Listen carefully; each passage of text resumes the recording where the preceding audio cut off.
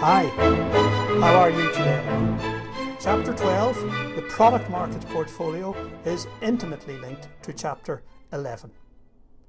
You may remember seeing there the Qantas product market matrix, and I would suggest to you that this display, although it gives a very good picture of the company, it lacks dynamism. For example, if we take one of the products there, which is international economy, we don't know its competitive position, whether it's a follower or a leader. We don't know its growth rate.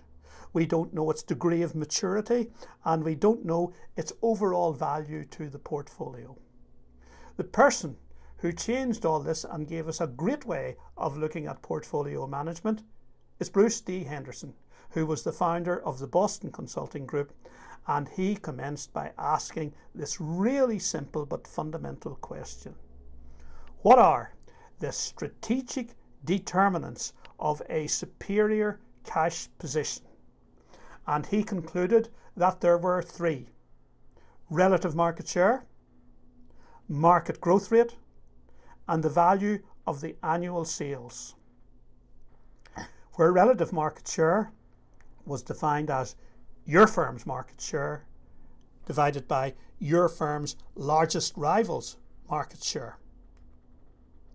Now you might be tempted to say, well, why market share? Why relative market share? Why not market share? Well, I'll illustrate it.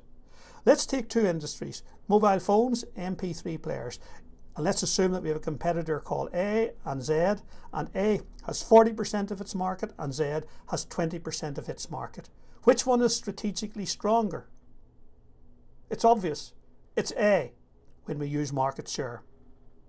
But if we then use relative market share and look at A first of all, it has 40% of the market, but it has a rival called B, which is 60% of the market.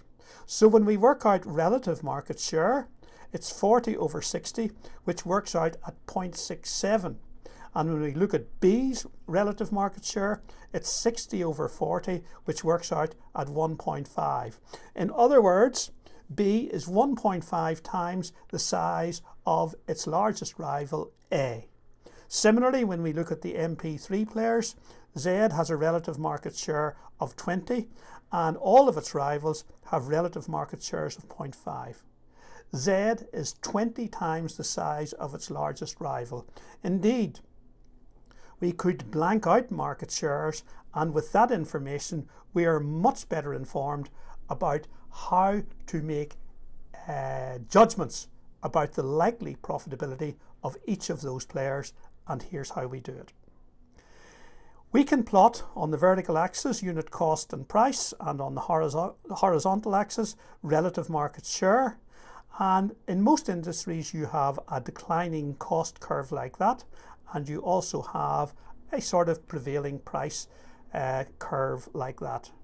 And if we take the relative market share of A, it's smaller than that of B, as you can see, and from that we can work out what the likely unit costs of each are, and from the likely unit costs we can infer what the profits for each of them are likely to be, and as you can see, it's likely to be substantially higher for B because of its higher relative market share.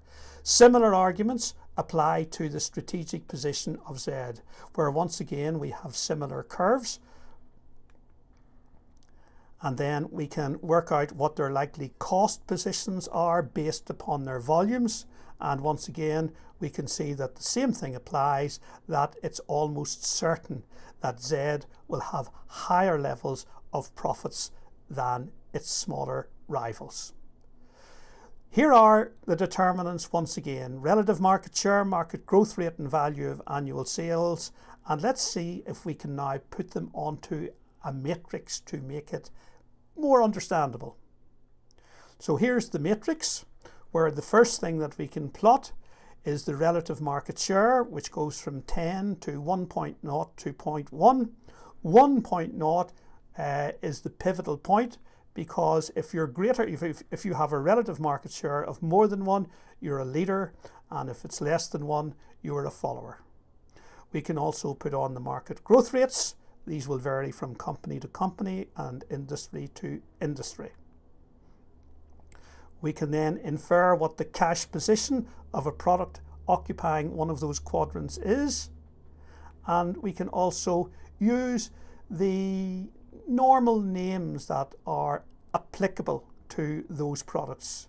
So starting in the top right, problem children may be large cash drains, stars are likely to have a small cash surplus, cash cows are likely to have a large cash surplus, and dogs are likely to have a large cash drain.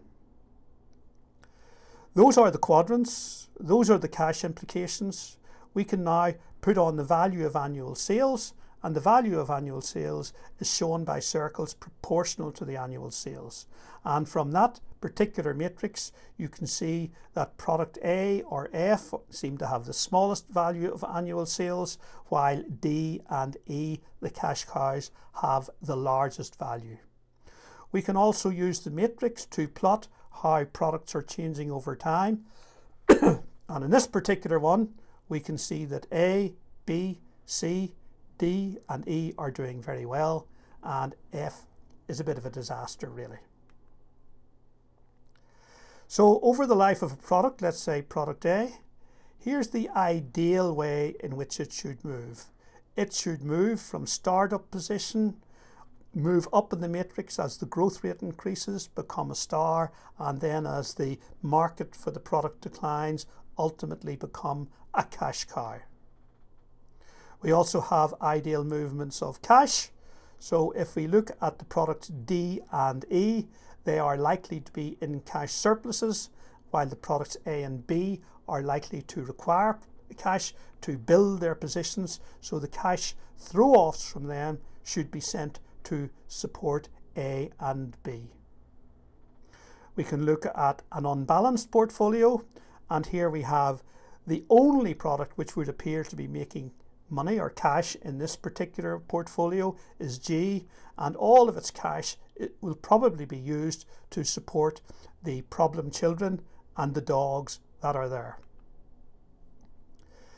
Here's an example that those particular students drew up for Qantas, and you can see we've taken the product market matrix and developed into a product market portfolio, and the various products are shown in different colors there, and their values are the sizes of those circles are proportional to their annual sales. Strategies for each category: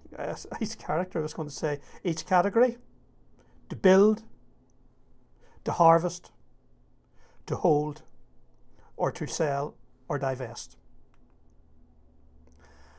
I think the product market portfolio is a fantastic way of looking at companies, but there are some major issues with it. One is it says only high relative market share is desirable. This clearly isn't true. It may be invalidated by technology, location may affect it, efficiency may affect it, and finally, there may be difficulties about the correlation of relative market share and profitability. Those companies which have the highest relative market shares aren't necessarily the most profitable. You will need to get a lot more detail on the product market portfolio from the book. Once again, almost everything is by Apple, and it just remains for me to thank you for listening to this podcast and to hope that you will listen to some more in the future. Thank you and goodbye.